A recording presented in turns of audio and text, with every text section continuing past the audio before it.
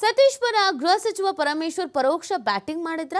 ಸತೀಶ್ ಜಾರಕಿಹೊಳಿ ಬಗ್ಗೆ ಯತೀಂದ್ರ ಹೇಳಿಕೆ ವಿಚಾರ ಯತೀಂದ್ರ ಸೈದ್ಧಾಂತಿಕವಾಗಿ ಹೇಳಿದ್ದಾರೆ. ಸತೀಶ್ ಹೆಸರು ಹೇಳಿದ್ದಾರೆ, ಅದರಲ್ಲಿ ತಪ್ಪೇನಿದೆ? ಹಿಂದೆ ಅವರು ಅಹಿಂದ ಚಳುವಳಿಯಲ್ಲಿ ಇದ್ರು, ಅವರಿಗೆ ಬದ್ಧತೆ ಇದೆ ಅಂತ ಹೇಳಿರಬಹುದು. ಸಿಎಂ ಹುದ್ದೆ ಗಮನದಲ್ಲಿ ಇಟ್ಕೊಂಡು ಆ ಹೇಳಿಕೆ ನೀಡಿಲ್ಲ. ಬೆಂಗಳೂರಿನಲ್ಲಿ ಗೃಹ ಸಚಿವ ಪರಮೇಶ್ವರ್ ಈ ಸ್ಟೇಟ್ಮೆಂಟ್ ಕೊಟ್ಟಿರೋದು. ಎಂಎಲ್ಸಿ ಯತೀಂದ್ರ ಹೇಳಿಕೆನ ಸಮರ್ಥಿಸಿಕೊಂಡಿದ್ದಾರೆ ಪರಮೇಶ್ವರ್ ಅವರು. ಅಲ್ಲಿಗೆ ಪರಮೇಶ್ವರ್ ಅವರಿಗೆ ಟಾಂಟ್ ಮಾಡಿಲ್ಲ ಅನ್ನೋ ಥರದಲ್ಲಿ ಮೆಸೇಜ್ ಪಾಸ್ ಆಗ್ತಾ ಇದೆ. ಹೇಳಿದ್ರಲ್ಲಿ ತಪ್ಪೇನಿದೆ ಅಂತ ಕೇಳ್ತಾ ಇದ್ದಾರೆ ಅಂತಂದ್ರೆ, ಹಾಗಿದ್ರೆ ಸತೀಶ್ ಜಾರಕಿಹೊಳಿ ಸಿಎಂ ಆಗಲಿ ಅನ್ನೋದು ಗೃಹ ಸಚಿವರ ಬಯಕೆಯೂ ಕೂಡ ಹೌದಾ? ಈ ಪ್ರಶ್ನೆಯೂ ಕೂಡ ಇದೆ.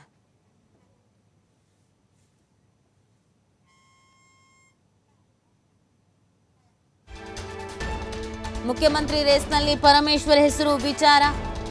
ಯಾವುದಾದ್ರೂ ರೇಸ್ ಇರಲಿ, ಹೈಕಮಾಂಡ್ ನಿರ್ಧಾರವೇ ಅಂತಿಮ ನಿರ್ಧಾರ.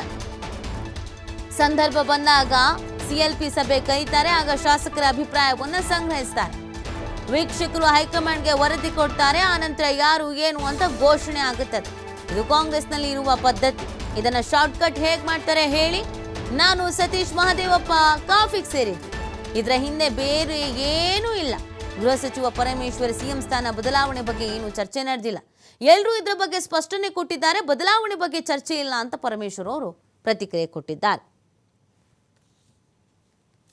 ಹೇಳುವಂಥದ್ದನ್ನ ಡಿಪಾರ್ಟ್ಮೆಂಟ್ ಇಶ್ಯೂ ಮಾಡ್ತಾರೆ, ಅದರದ್ದೇನು ತೊಂದರೆ ಇಲ್ಲ. ಅದು ಆ ಆಧಾರದ ಮೇಲೆ ತೀರ್ಮಾನಗಳನ್ನು ಡಿಸ್ಟ್ರಿಕ್ಟ್ ಅಡ್ಮಿನಿಸ್ಟ್ರೇಷನ್ನು ತಗೋಬೇಕಾಗತ್ತೆ. ಅದನ್ನು ತಗೊಳ್ತಾರೆ, ಅದಕ್ಕೆ ಫೆಸಿಲಿಟೇಟ್ ಮಾಡ್ತೀವಿ. ಸಂಘರ್ಷ ಗೊತ್ತಿಲ್ಲ ನನಗೆ, ಆದರೆ ಅವರು ಕೇಳಿದ್ದಾರೆ, ಬೇರೆ ಬೇರೆ ಆರ್ಗನೈಸೇಷನ್ನು ಕೇಳಿದ್ದಾರೆ. ಅದು ತೀರ್ಮಾನ ಸ್ಥಳೀಯವಾಗಿ ಡಿಸ್ಟ್ರಿಕ್ಟ್ ಅಡ್ಮಿನಿಸ್ಟ್ರೇಷನ್ ಅವರು ನಮ್ಮ ಏನು ಸರ್ಕಾರದ ಸುತ್ತೋಲೆ ಇದೆ ಅಥವಾ ಗೈಡ್ಲೈನ್ಸ್ ಇದೆ ಅದರ ಆಧಾರದ ಮೇಲೆ ತಗೊಳ್ತಾರೆ. ಅದಕ್ಕೆ ನಾವು ಆ ಸುತ್ತೋಲೆಯನ್ನು ಹೊರಡಿಸಿರ್ತಕ್ಕಂಥದ್ದು. ಈಸಿ ಆಗಲಿ ಡಿಸ್ಟ್ರಿಕ್ಟ್ ಅಡ್ಮಿನಿಸ್ಟ್ರೇಷನ್ಗೆ. ಇಲ್ಲೇ ಇದ್ರೆ ಪ್ರತಿ ಸಾರಿನೂ ಕ್ಲಾರಿಫಿಕೇಶನ್ ಕೇಳ್ತಾ ಇರ್ತಾರೆ. ಅದು ಆಗೋದು ಬೇಡ, ಆ ಸುತ್ತೋಲೆ ಇಟ್ಕೊಂಡು ಅವ್ರು ತೀರ್ಮಾನ ತಗೊಳ್ಳಿ ಅಂತ ಹೇಳಿ ಮಾಡಿದ್ದೇವೆ. ಹಾಗೆ ಹೇಳುವಂಥದ್ದನ್ನ ಡಿಪಾರ್ಟ್ಮೆಂಟ್ ಇಶ್ಯೂ ಮಾಡ್ತಾರೆ, ಅದರದ್ದೇನು ತೊಂದರೆ ಇಲ್ಲ.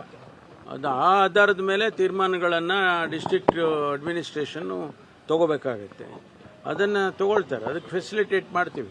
ಸಂಘರ್ಷ ಗೊತ್ತಿಲ್ಲ ನನಗೆ, ಆದರೆ ಅವರು ಕೇಳಿದ್ದಾರೆ, ಬೇರೆ ಬೇರೆ ಆರ್ಗನೈಸೇಷನ್ನು ಕೇಳಿದ್ದಾರೆ.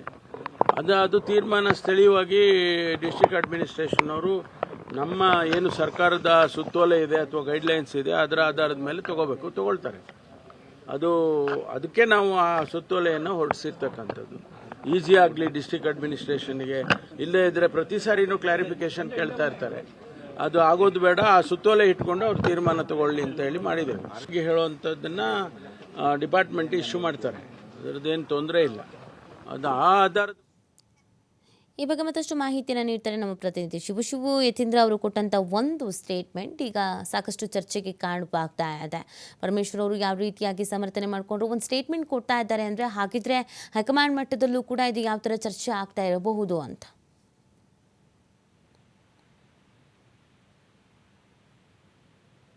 ಸಿದ್ದರಾಮಯ್ಯ ಅವರು ಬೆಳಗಾವಿಯಲ್ಲಿ ಕೊಟ್ಟಿರುವಂತಹ ಸ್ಟೇಟ್ಮೆಂಟ್ ಈಗ ರಾಜ್ಯ ಕಾಂಗ್ರೆಸ್ನಲ್ಲಿ ಸಾಕಷ್ಟು ಬೆಳವಣಿಗೆಗಳಿಗೆ ಕಾರಣ ಆಗ್ತಾ ಇದೆ.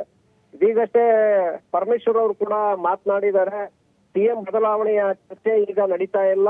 ಅದು ಒಂದು ವೇಳೆ ಏನಾದ್ರೂ ಹಾಗಿದ್ರೆ ಹೈಕಮಾಂಡ್ ನಿರ್ಧಾರವನ್ನ ಮಾಡುತ್ತೆ, ಯಾರು ಏನು ಹೇಳಿ ಶಾಸಕರ ಸಭೆಯನ್ನ ಕರೆಯುತ್ತೆ, ಶಾಸಕರ ಅಭಿಪ್ರಾಯವನ್ನ ಪಡೆಯಲಾಗತ್ತೆ, ವೀಕ್ಷಕರು ಬರ್ತಾರೆ, ಅವರು ಮಾಹಿತಿಯನ್ನ ಹೈಕಮಾಂಡ್ಗೆ ಕೊಡ್ತಾರೆ. ನಂತರದಲ್ಲಿ ಅಲ್ಲಿ ನಡೆಯುತ್ತೆ, ಅಂತಿಮ ನಿರ್ಧಾರ ಹೈಕಮಾಂಡ್ ತೆಗೆದುಕೊಳ್ಳುತ್ತೆ. ಇಲ್ಲಿ ನಾವು ಅಲ್ಲಿ ಇಲ್ಲಿ ಹೇಳ್ತಿದ್ದಾಗೆ ಬದಲಾವಣೆ ಅಥವಾ ಆಯ್ಕೆ ಆಗೋದಿಲ್ಲ, ಅದನ್ನ ಹೈಕಮಾಂಡ್ ಮಾಡ್ಬೇಕು ಅನ್ನುವಂತ ಮಾತನ್ನ ಅವರು ಹೇಳಿದ್ದಾರೆ.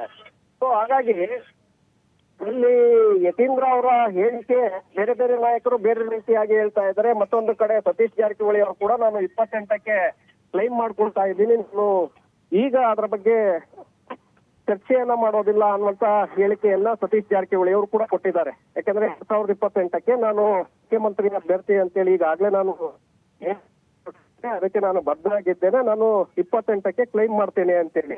ಹಾಗಾಗಿ ಸದ್ಯಕ್ಕೆ ಸೈದ್ಧಾಂತಿಕವಾಗಿ ಯತೀಂದ್ರ ಸಿದ್ದರಾಮಯ್ಯ ಅವರು ಸತೀಶ್ ಜಾರಕಿಹೊಳಿ ಅವರ ಹೆಸರನ್ನ ಮುನ್ನೆಲೆಗೆ ತಂದಿದ್ದಾರೆ. ಅದನ್ನ ಹೊರತುಪಡಿಸಿ ಈಗ ಸಿಎಂ ಬದಲಾವಣೆ ಇಲ್ಲ ಅನ್ನುವಂತ ಮಾತನ್ನ ಹಲವು ನಾಯಕರು, ಕಾಂಗ್ರೆಸ್ ನಾಯಕರು ಹೇಳ್ತಾ ಇದ್ದಾರೆ ನೀತಿ.